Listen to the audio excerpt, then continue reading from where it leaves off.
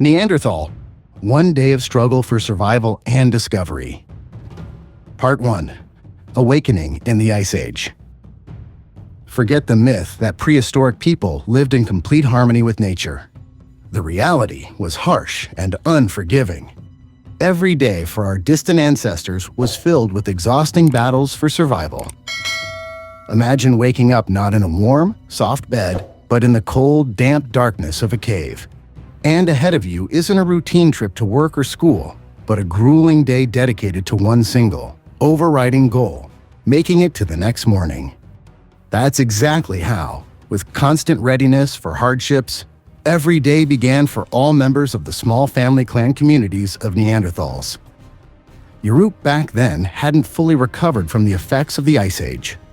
Neanderthals were saved from the nighttime cold only by clothing made from animal hides and a constantly maintained fire.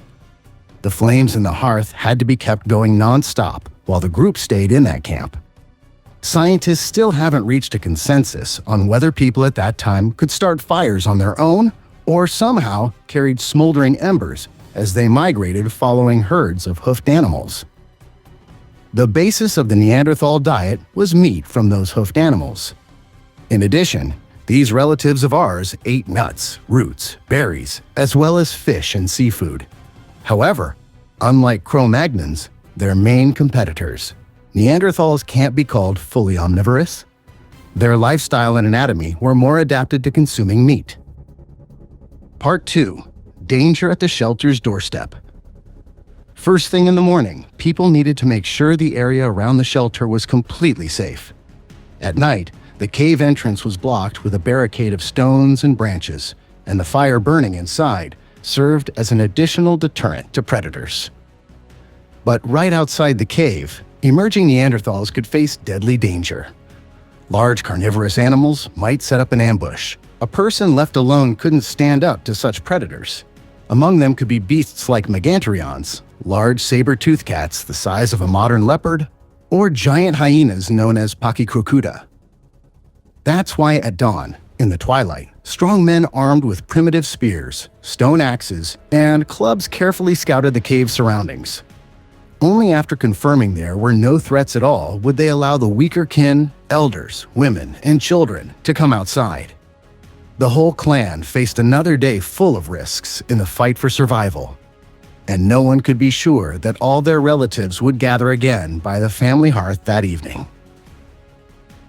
Part 3. The language of flames and the burden of ancient fears. From those ancient times, modern people's inexplicable love for gathering around a campfire has survived. Back then, fire was a source not only of warmth and light, but also of safety. It scared off predatory animals, food was cooked on it, and most importantly, gathering by the fire, our ancestors communicated with each other. The shared hearth became a symbol of the development of speech and the beginning of human society socialization. Primitive people probably lived in a state of constant fear of attacks from predators lurking in the darkness. There's an opinion that our subconscious fear of the dark is an echo of the emotions of ancient ancestors, ingrained almost at the instinctual level. In the dark, dozens of dangers awaited them. Without seeing where to step, one could simply fall into a pit and break a leg. An injured member of the community became vulnerable to animal attacks. They were unable to contribute and, accordingly, became a burden to the whole clan. Among more advanced representatives of the Homo genus, like Neanderthals, it was already customary to care for disabled tribespeople. But maintaining them required spending already scarce resources. And in the case of direct danger to the rest of the group, they could still be sacrificed. Part 4. Life on the Edge, the mystery of cannibalism. And considering the proven facts of cannibalism among Neanderthals in times of severe hunger, the first victims of their tribespeople, unfortunately, were those less vital to the group's survival. We shouldn't judge the fact of cannibalism among Neanderthals from the perspective of modern morality. Our ancestors lived in completely different realities and understood a person's place in the world in their own way. For them, eating their own kind wasn't anything reprehensible or unnatural. This phenomenon was still quite common not so long ago among various tribes living outside civilization. Examples include Australian Aboriginals. Understanding their motivations, we can assume that primitive people ate their enemies or tribespeople for different reasons. Hunger, the first and most obvious one. For Neanderthals, whose survival directly depended on meat, in the absence of more familiar prey, a human was seen as a food source. Hygiene and protection. Neanderthals might eat their dead kin so that the smell of decomposition wouldn't attract various carnivorous animals. Religious cult. Gradually, this could become part of an emerging religious cult. By eating the dead, Neanderthals tried to gain some of their hunting luck, strength, endurance, or other positive qualities. Part 5. Division of roles, inventions, and ancient gifts. But let's return to our Neanderthals. Every member of the group had to contribute and help the clan's survival. Everyone had a feasible, but sometimes quite complex and responsible job. Adult men went out hunting. Women and teenagers tended the fire, processed hides, and gathered edible plants. Someone also made tools and weapons from wood, stone, and bone. Outwardly, Neanderthals have little in common with modern humans. But, strangely enough, many things present in our lives came to us precisely from these ancient hunters and gatherers. In one of our recent episodes, we talked about such Neanderthal inventions. These include the invention of clothing, the world's first porridge, and even, possibly, the appearance of musical instruments.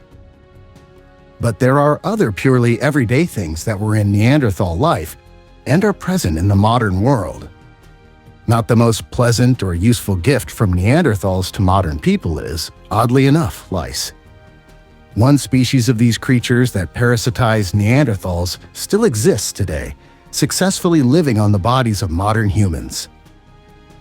This fact makes us look anew at the coexistence of two human species, Neanderthals and Cro-Magnons, on the icy expanses of Europe. It's known that they could have common offspring and regularly interbred, but the presence of a shared parasite suggests they interacted, not only through wars of mutual destruction. They might have exchanged clothing with each other and lived in the same place simultaneously for extended periods.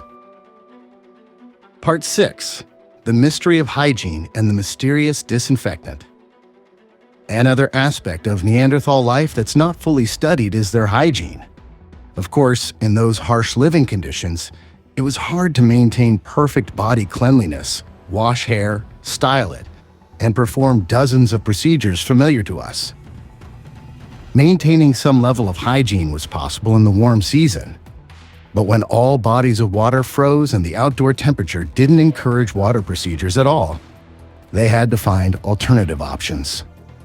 We can assume that, similar to some indigenous northern peoples, Neanderthals used fermented urine for washing.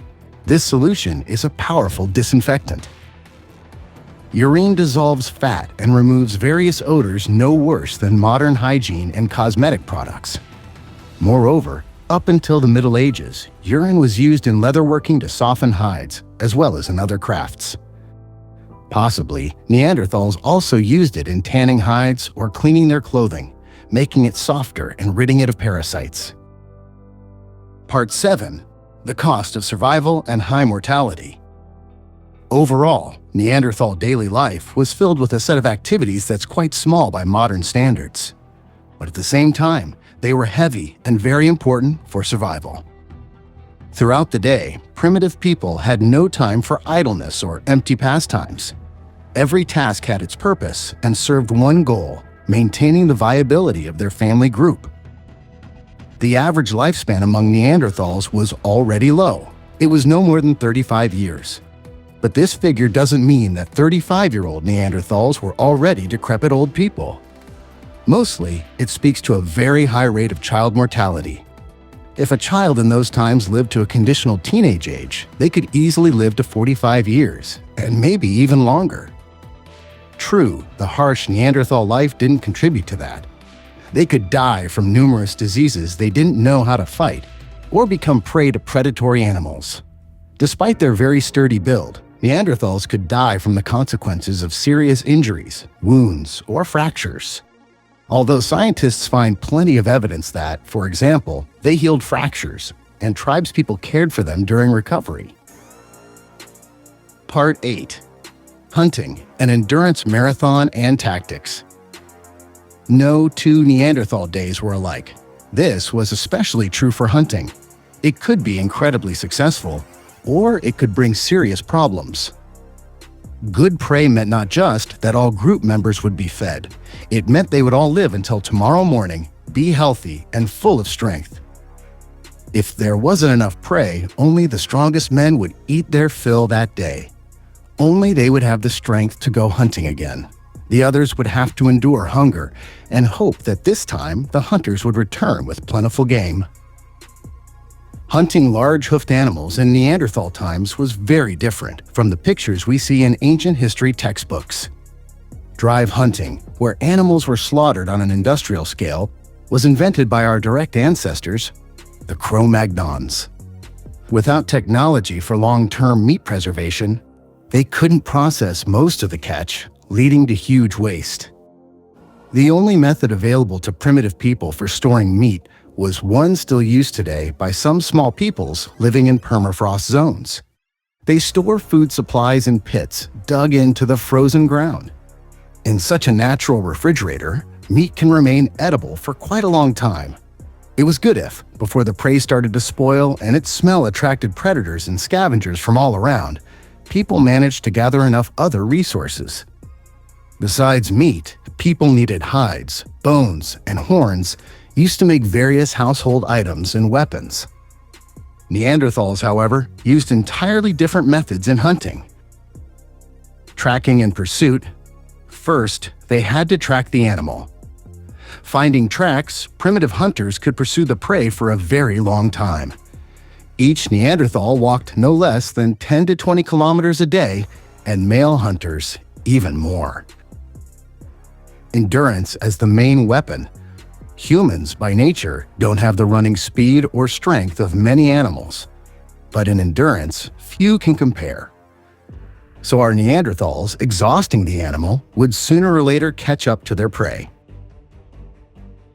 Attack tactics. But finding the animal was only half the job. Despite fatigue, a moose or deer could escape the pursuers again, or worse, charge at them itself. Neanderthals, as experienced hunters, approached the prey from different sides, splitting into 2 to 3 groups. They took into account wind direction and skillfully used the terrain or other natural cover. The final charge. Getting close enough for a sure throw, the first group would start hurling their primitive but still deadly spears. Well-made weapons, guided by the strong and steady hand of a Neanderthal hunter, could pierce thick hide and damage muscles or internal organs. The wounded or simply frightened animal would try to flee from the drivers and immediately come under fire from the other hunter groups. If the animal decided to attack the people itself, they had to engage in close combat. This often ended with injury or death for one, or maybe even several, people. But without such risks, the clan's further survival was impossible. Part 9. Return to the shared hearth. In case of success, the hunters quickly and skillfully butchered the prey and headed back to the camp, trying to return to their kin before dark. Returning to the shelter, they were met by joyful tribespeople. The hunters' return with game meant their group had successfully survived another day and would be ready for the fight for survival tomorrow, the day after, and every day to come. For now, people didn't need to think about upcoming hardships. They could once again hide from dangers in the cave, gather by the shared fire. Eating food cooked on it, they communicated with each other, gaining new information from their relatives. This knowledge would help their clan survive in the harsh and unwelcoming world in the future. In conclusion, as per tradition, we thank the viewers who watched our episode to the very end. You can learn about the features of life, as well as the history of discovery and study of other prehistoric human species from our previous videos. They also cover the emergence and development of life on the planet, the most interesting and unusual animals from different eras, modern ecological problems, and scientists' forecasts for humanity's future.